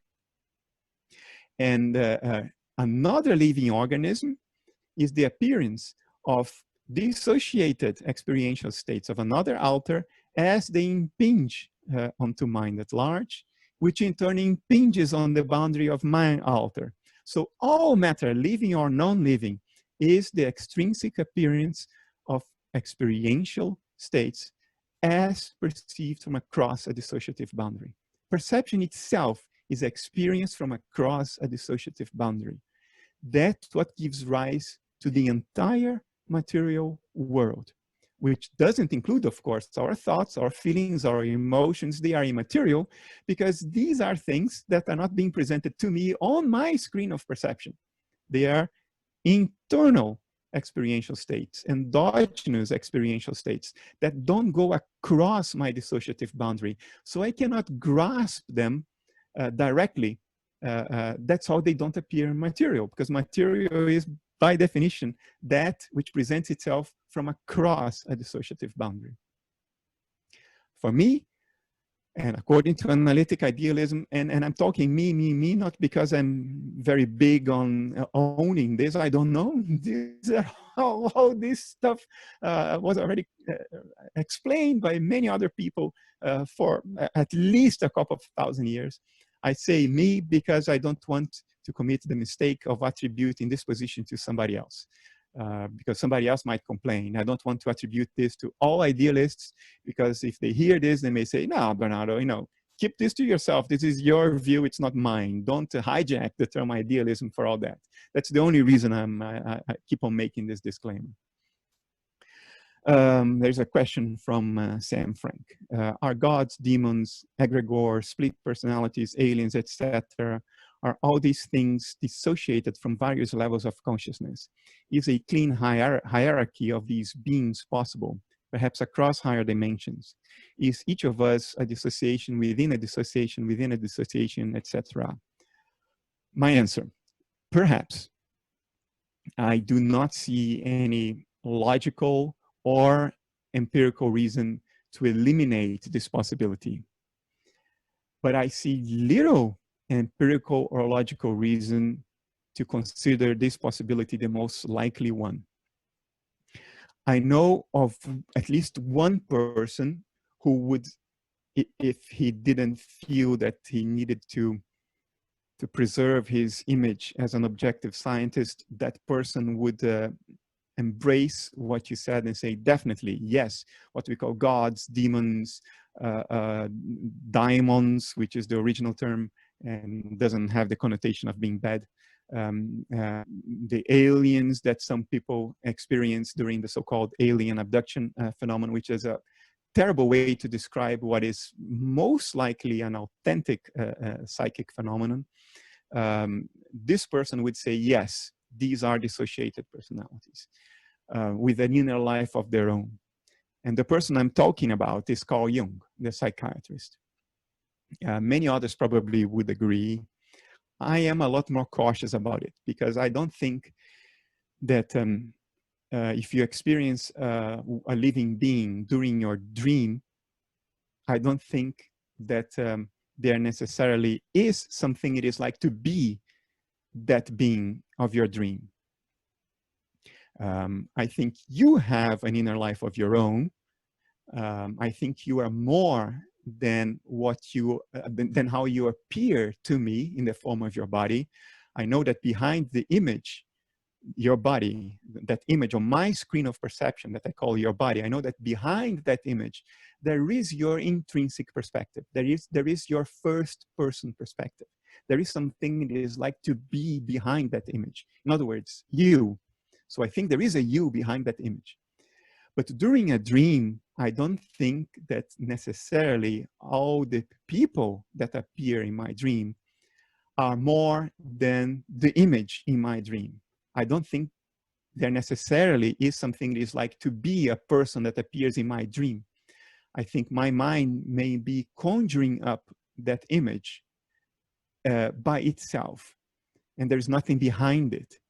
There isn't an intrinsic aspect behind it. It's just a symbolic image that my mind conjured up for itself, and that being the dream process. So I think at least not all things that appear to have an inner life of their own, at least not all of them actually have an inner life of their own. I can close my eyes right now and conjure up a pink elephant. But I don't think there is anything it is like to be that pink elephant that I've just conjured up. I think the pink elephant of my imagination exists only insofar as what I imagine. There is nothing behind it in the way that there is something behind your image if you were to stand in front of me right now. So I am more cautious. I think to answer your question, finally, yes, it is possible. There is nothing in analytic idealism that precludes that possibility. I even think some hierarchical levels of dissociation are likely. And I say that on empirical grounds. We know a person, which is a dissociated complex of universal consciousness. We know a person can sub-dissociate. We call that dissociative identity disorder. So there might be other dissociative levels above us which do not present themselves in the form of what we call physicality, simply because evolution didn't find an advantage for us to perceive those dissociative levels. In other words, they didn't influence our survival at all. So we didn't evolve our sense organs in such a way as to capture those extra hierarchical levels. I think this is likely, but I definitely do not think that every living being or mythical creature you hallucinate or dream of or daydream of, I don't think it is a necessity that they all exist in and of themselves, having an inner life of their own. I think at least in many, many, many cases, perhaps the vast majority of cases, they only exist insofar as you're dreaming them up or hallucinating them or imagining them. Now the question, let me just, I promised I wouldn't take questions, but I am ending up taking, I'll take one more and then we'll leave it to the end. Is universal consciousness operating at a fifth or higher dimension where the passage of time isn't as important as it is to us? Talking about fifth dimension is very loaded because of what the New Age movement has done with the term. I have no idea what people mean when they talk about fifth dimensions and ascended masters and all that stuff. I don't know what they mean. So I don't necessarily endorse any of that. I do think, though, along with Schopenhauer and Kant, that time and space are categories of perception. In other words, they don't exist out there. They're not objective. They are just the scaffolding of our perceptual apparatus. And by that, I don't mean something physical. I mean a topology, a structure of consciousness that has configured itself in a such a way, in a certain way, in order to gather information about what is beyond the dissociative boundary. I think time and space are the scaffolding of this structure. In other words, they exist in us, but not out there. They are our way to make sense of what is out there, to lay it out at a glance, like an instrument panel for what is really out there. What's really out there is not the dials on that instrument panel. Evolution just created these dials because it helped us survive. And time and space is part of this trick. These are categories of perception. They are not out there. So, so what is really out there, you cannot accurately think of it in temporal or spatial terms. But it is impossible for a human being, at least for a Western mind in the 21st century, to think coherently outside time and space. Time and space have become intrinsic to our language, intrinsic to our way of thinking. So it is impossible to coherently say anything about what might exist beyond time and space. Our logic already entails time and space built right into it. So I cannot logically say anything that will make sense to you beyond time and space. I can only say that whatever appears within the scaffolding of time and space is a spatio-temporal symbol of something atemporal, aspatial. As such, it is not spatio-temporal in and of itself, but it does convey something valid about that atemporal, aspatial thing out there.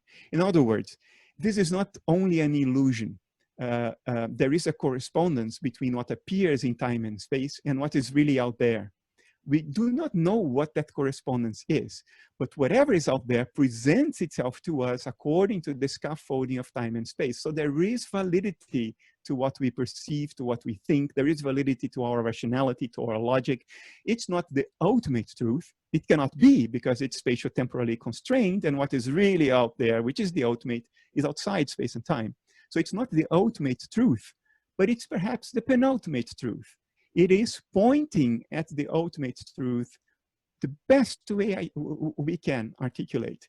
And as such, it's valid. It's just not ultimate. And we should not confuse these two things. We should not confuse ultimate truth with something that is valid. The ultimate is not the only valid thing. In the same way that a piece of text is valid, although it isn't what it is describing. A piece of text is just ink on paper. but it's describing something, it's pointing at something that is true. In the exact same way, I think the spatial temporal scaffolding of perception is valid in the same way that paper and ink are valid, but they're not ultimate in the sense that both are pointing at something beyond themselves. One more question: could a black hole be another dissociative identity or consciousness, a universe within another universe? These are two very different questions that you're conflating. I don't think a black hole is a dissociative identity. Could it be the doorway to another universe? Yes, it could. Okay, we try to finish now. Diagnosing universal consciousness dissociative identity disorder. You know, there was this study done here in the Netherlands by Jolanda Schlumpf and her team. They did brain imaging of people with DID, dissociative identity disorder, and they used controls. The controls were actors pretending to have DID, and they were pretending to themselves. They tried to think like a person with dissociative identity disorder. And those were the controls, and there was a bunch of people who actually were diagnosed with DID. And they wanted to see whether there would be a difference in brain imaging, because otherwise, you know, you could say that these people are pretending to have a condition. This condition doesn't exist. And guess what? There was a difference. The patterns of brain activity of the actors were very different from those of the people diagnosed with DID. In other words, there is something DID looks like from an external perspective. There is something dissociation in a human being looks like from an external perspective. There is an extrinsic appearance of dissociation from across its own dissociative boundary. And they have measured it, and they have made pictures of it. And I'm showing here two of one picture seen in two different angles. This is the image of human dissociation from across a dissociative boundary. Now, if life is itself a form of dissociation, it should also have an image within a universal context. As we talked about, the universe at its largest scales looks a bit like a nervous system. Actually, from an information and theoretical perspective, it looks very much like a nervous system in a surprising way. There's nothing we know of that would force this to be the case. So within this universal nervous system, DID should also look like something. And my point is, yes, it does. And what it looks like is us. It's life. It's life from bacteria to us, to dolphins, whales, and elephants. That's what dissociative processes within universal consciousness look like, in a way analogous to how dissociative processes in the brain of a person with DID looks like in a brain scanner. The only difference is that in our case, we are inside the brain. We are inside the universe. We don't need a brain scanner. We just need to look around. And when we look around and we see other people, we are diagnosing universal consciousness's DID. So to summarize it all reality is a play of consciousness in consciousness. These are patterns of excitation in consciousness and topological features of consciousness, dissociation, in other words. It's the way consciousness contorts itself that gives rise to dissociation, and its patterns of excitation across dissociative boundaries. So what we call empirical reality is an alter's view of the experiential states outside the alter. That's the definition of empirical reality, or the interpretation of empirical reality under analytic idealism. Living creatures are an outer's view of other dissociative processes, or its own dissociative processes, in the sense that we can look down and see our own bodies because nature has configured us to have the possibility of doing that. All processes within universal consciousness are experiential.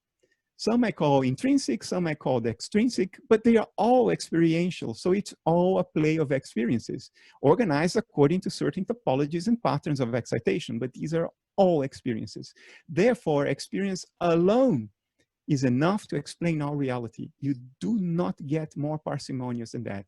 And remember how I started. Ultimately, there is nothing to experience but the experiencer, because experiences are patterns of excitation of the experiencer. Like a dance is a movement of the dancer, like a ripple is a movement of water. Experience is a movement of the experiencer.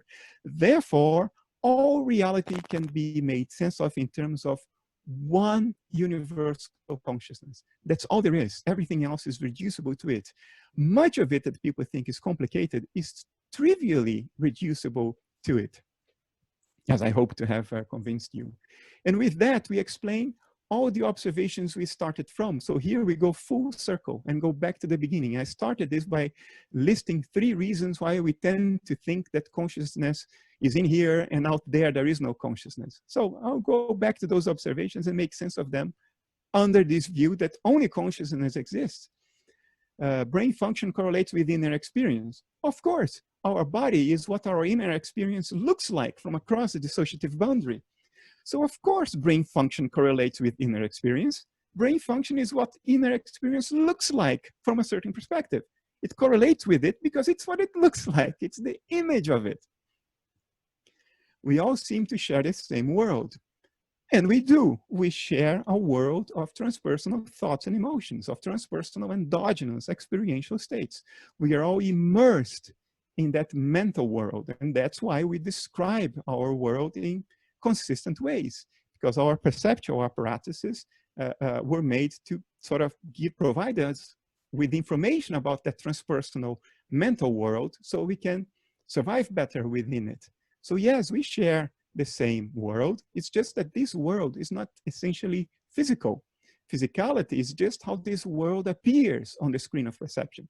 That's the interpretation of physicality under analytic idealism. The physical is what the transpersonal mental looks like when registered on the stream of on the screen of perception, the screen of perception. Physicality is the appearance of a transpersonal shared mental world. And finally, where is my next? Finally, we observed that the laws of nature, the way the universe works, doesn't seem to depend on our whimsical wishes, desires, and preferences. I mean, I can't change the laws of nature by wishing them to be different. I don't think the inanimate universe cares about what I prefer it to be like or how to behave. It just does what it does. Why? Why can't we change our reality with an act of volition? Well, because we are dissociated from it.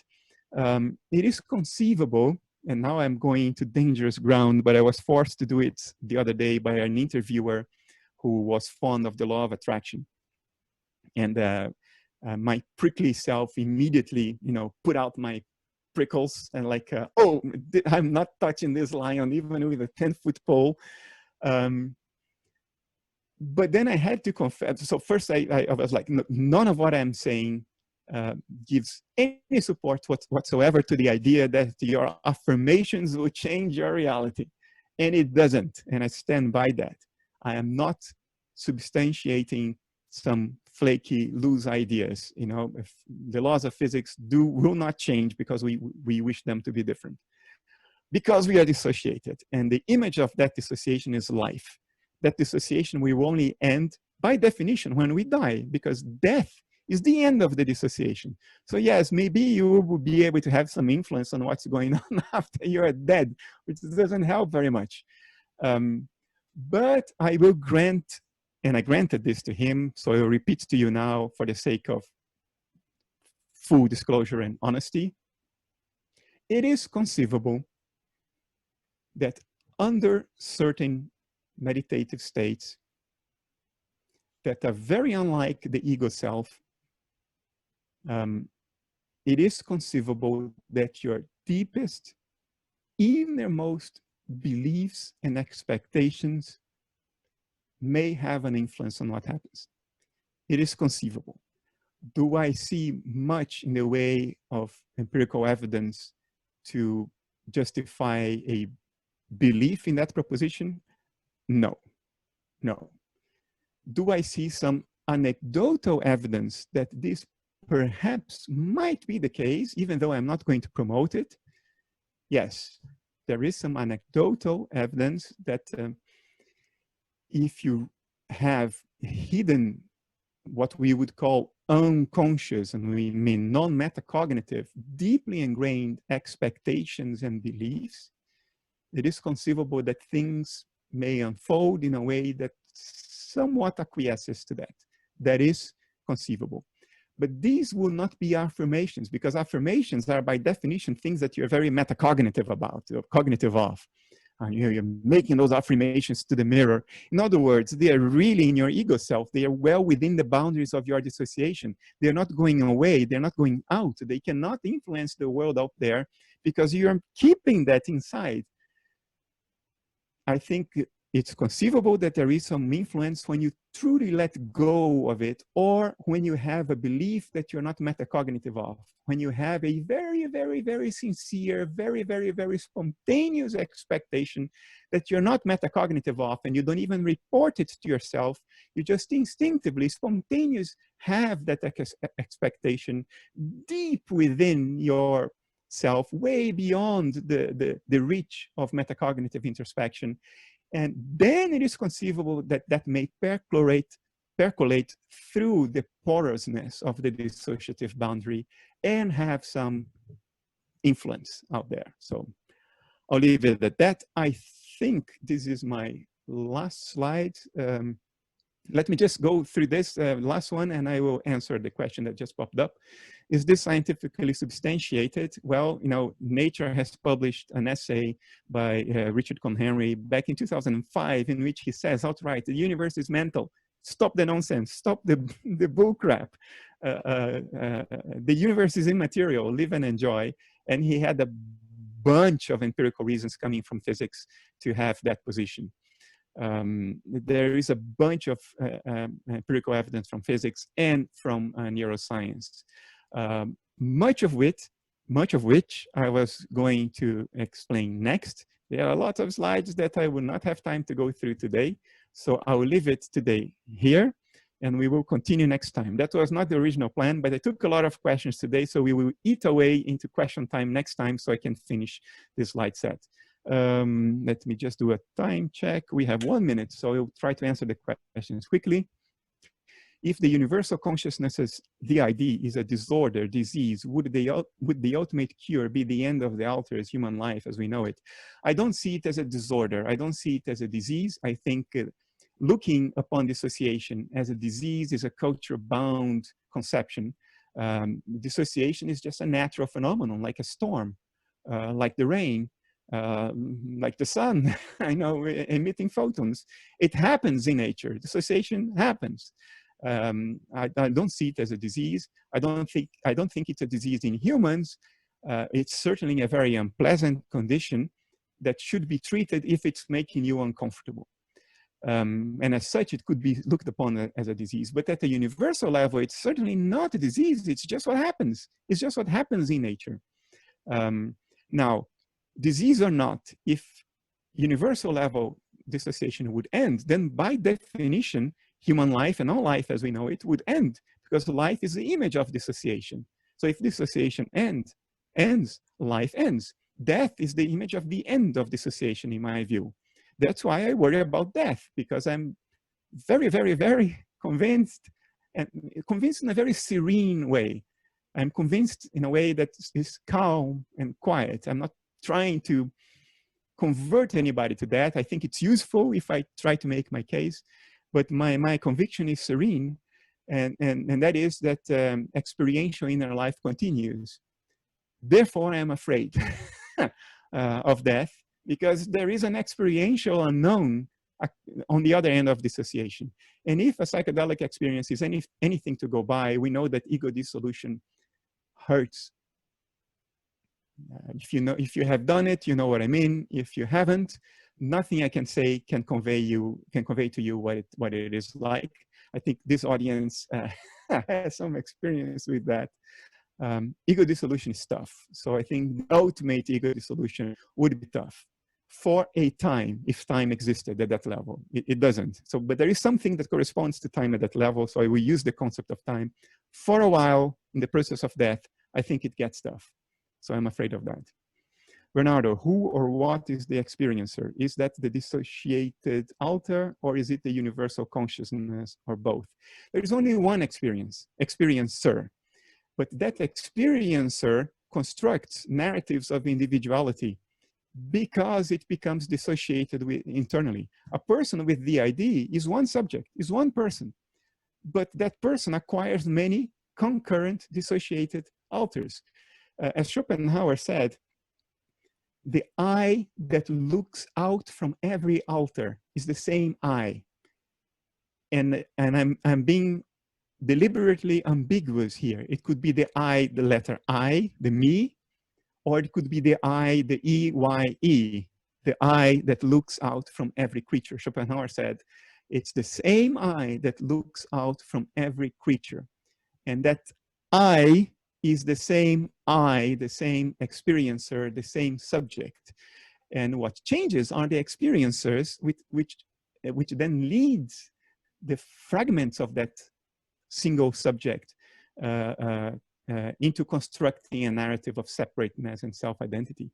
If you and I were both in an ideal sensory deprivation chamber, and for at least a moment we would both become completely amnesic, what it is like to be me would be identical to what it is like to be you, and we would be effectively the exact same I. And it's that exact same I that looks out to the world from behind my eyes, from behind your eye, from behind the eyes of my cats. The problem is that in our case, we've constructed a narrative of self-identity. There's still several more questions. I mean, what do we do? Do we continue next time, or do we want to continue? I can continue for a few more minutes. Yeah, it's up to you.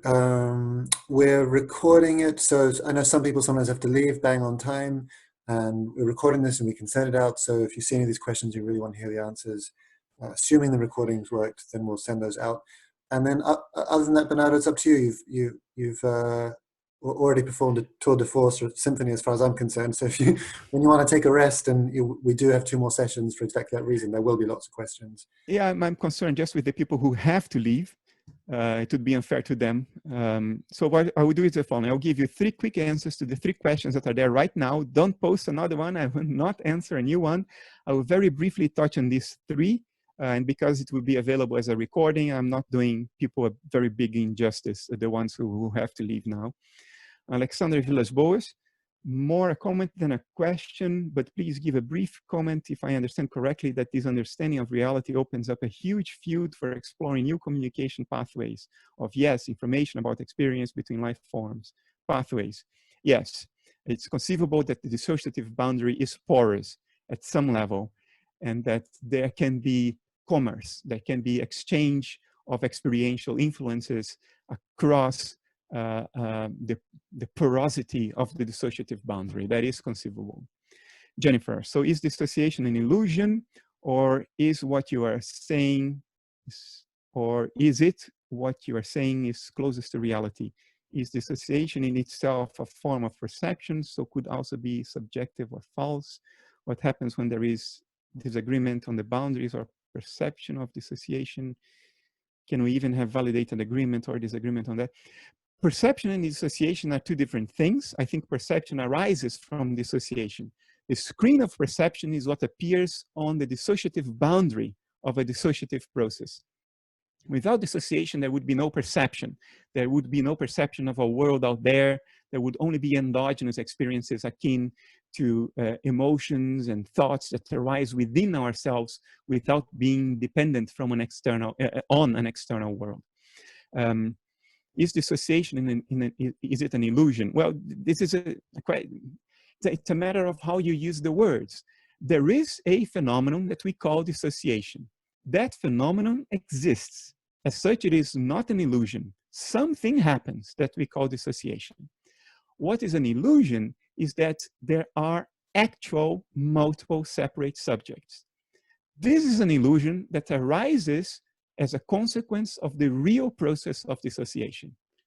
I hope I made sense of this clearly. Ines Azaias, so do we have control of our life, free will, or does life happen to us, disease, suffering, happiness? I think it depends on what you call I, your I. Ultimately, your real life your real I is universal consciousness. That's the eye that looks out from your eyes. There is only one. It's the same in you. It's the same in me. It's universal consciousness. That universal subject has free will by definition, because to not have free will, something has to be imposed on your will from the outside.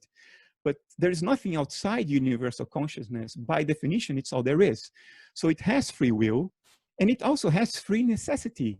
At the level of universal consciousness, there is no distinction between will and necessity. What it wills is what it needs to do.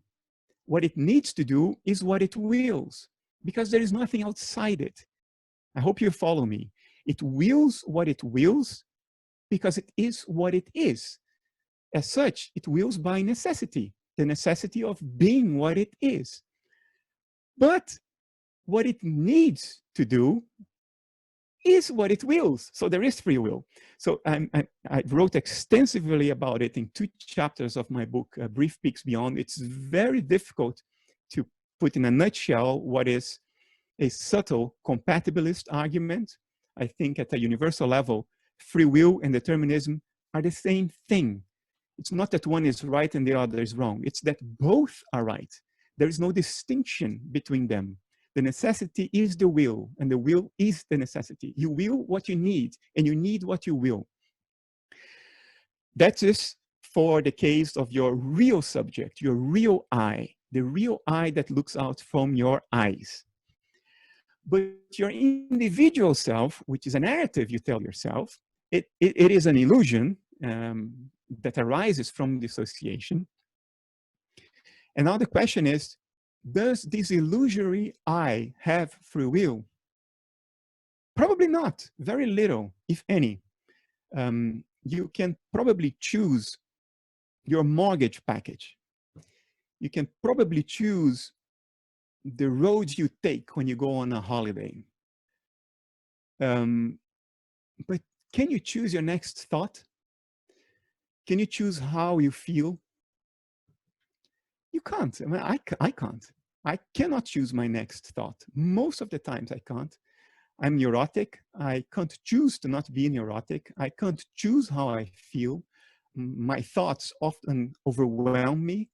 They hound me. They circle me like ravenous dogs. I cannot choose my preferences. I like what I like because I like what I like, because I am what I am. Otherwise, I would have different preferences. My life would be much easier. So do I have free will? Very little. But this very little free will is itself an illusion that arises from the illusion of a separate individual self. So in that sense, that lack of free will is also an illusion. It's utterly unimportant. It is only important insofar as you're caught up in the illusion. Within the illusion, it has a reality, an illusory reality. And it's real in the sense that as an illusion, it sets the tone for how you feel. So it can turn your life into a nightmare or a dream, depending on how you go about it. It's an illusion that sets the tone of your experiences. It isn't real, but its effects are real.